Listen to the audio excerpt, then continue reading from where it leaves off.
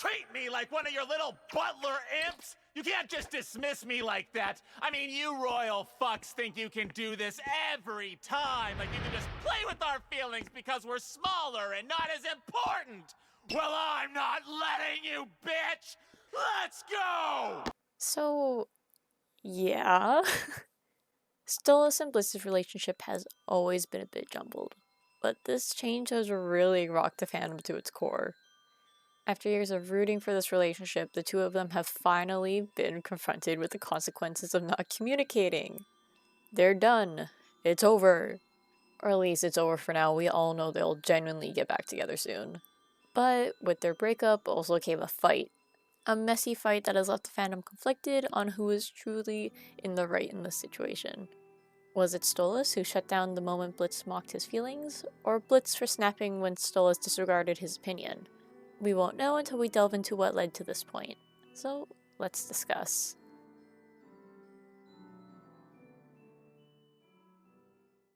To start things off, we should probably cover the beginning of their... do I even call this a relationship? In Season 2, we learned that both Blitz and Stolas knew each other as children. Granted, they had met for only a single day, but if it weren't for their playdate, which, by the way, happened on Stolas' birthday, Blitz would have never learned about the Grimoire, a book that allows him access to Earth, or earned Stolas' trust. Years after their playdate, Blitz attempts to sneak into Stolas' room to steal the Grimoire during a party, only to be caught by hellhounds. Stolas decides to handle Blitz on his own and begins to jokingly flirt with him.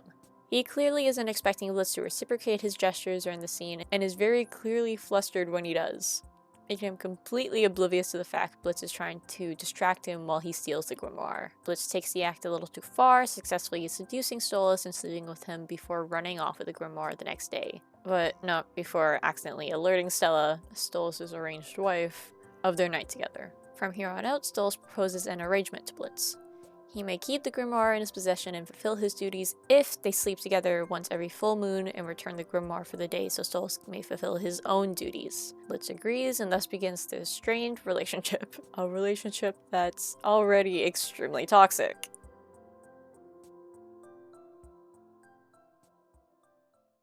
While Blitz seems to have a slew of unsuccessful romantic interests, Stolas hasn't quite had the opportunity to pursue his own conquests. Betrothed to Stella at a young age, it wasn't until he met Blitz that he started romantically engaging with somebody he was actually interested in. He's been stuck in a toxic relationship that neither parties wanted to be in. Stuck in a toxic relationship that seems to lack proper communication. Meanwhile, as stated before, Blitz has gotten with, or hoped to get with, multiple people within the show.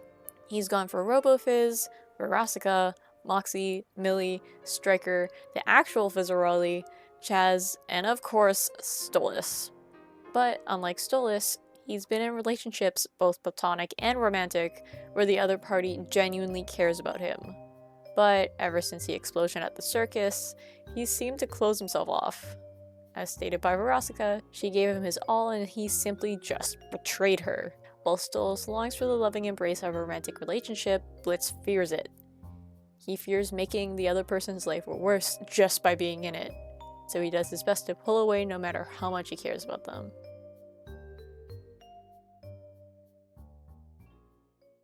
Unlike Paimon, Stolas seems to respect imps more than other Goetia. While he may not enjoy the rest of IMP's presence as much as Blitz's, he's never spoken down to them. Hell, him bowing to Blitz is a reoccurring theme within the show, while Blitz has never reciprocated the act. But even if he seems to treat them better than other demons and very clearly states he doesn't care for statuses, there may be a subconscious bias he is unaware of. He spent his whole life surrounded by Goetia, and only Goetia, who more than likely only speak badly of imps. He may be able to pick away at many aspects he deems wrong, but there could still be some classism he's never clocked. He repeatedly refers to Blitz as his impish plaything or Blitzy or anything similar, completely missing how demeaning it sounds. Completely missing how Blitz grew up being subjected to the classist system of hell, and this is just adding on to it. A classist system that often treats imps as if they're lesser beings unworthy of being seen, perpetuating this cycle, even if he doesn't mean to. Blitz thinks Stolas could never love an imp, especially not himself, and can you blame him?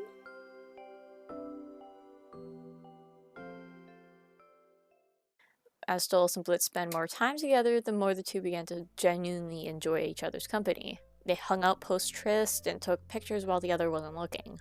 And while they both began to develop genuine feelings, this only proved to hurt their relationship. Blitz began to feel hurt that the relationship was only based on trysts, but chose to hide those feelings behind a wall he had learned to put up around himself. He denied even the mere thought of Stolas wanting something more. And due to this, he missed the obvious signs that he did want something more. Meanwhile, Stolas remained oblivious to this complication. He seemed to be aware that Blitz was distant, but he couldn't quite seem to understand why until the night at Ozzy's. He came to realize just how bad their relationship looked once Blitz drove away. He came to realize he needed to fix the mess they created. From then on, he made it his mission to get an Asmodean crystal from, well, Asmodeus and free Blitz from their deal, to give him the ability to choose whether or not he'd like to stay with Stolas.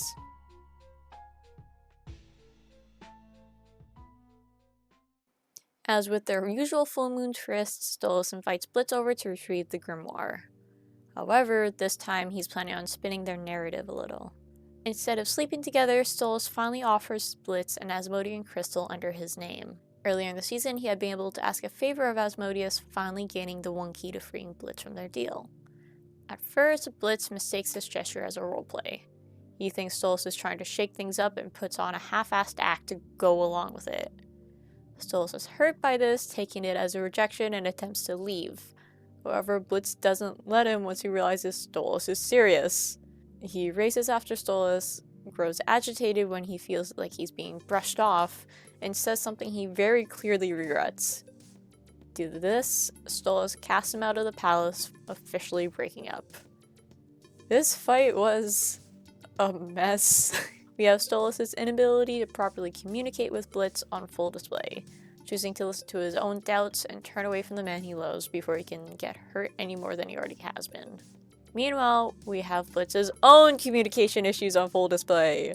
Instead of calmly explaining himself, he reverts into a panic state, his fear of losing another loved one really showing in this moment. His panic quickly turns to anger and he lashes out at Stolas, comparing him to every other noble in hell and hurting him beyond repair. They're both emotional wrecks by the end of the episode, and the two lost what they both held dear to them.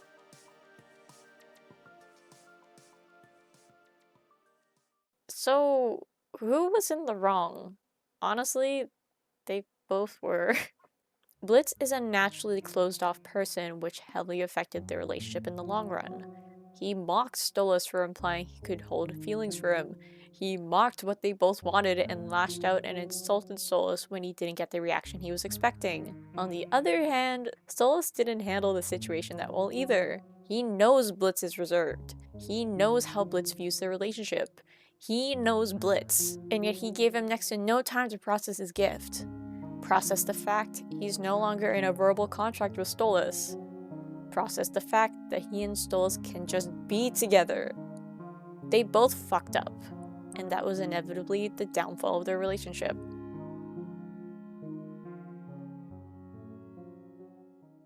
Oh boy, that was a lot, but I really wanted to talk about the fight and throw in my 2 cents, since people have begun just pointing fingers. Like, geez, I haven't seen people get this riled up since Aziraphale and Crowley broke up.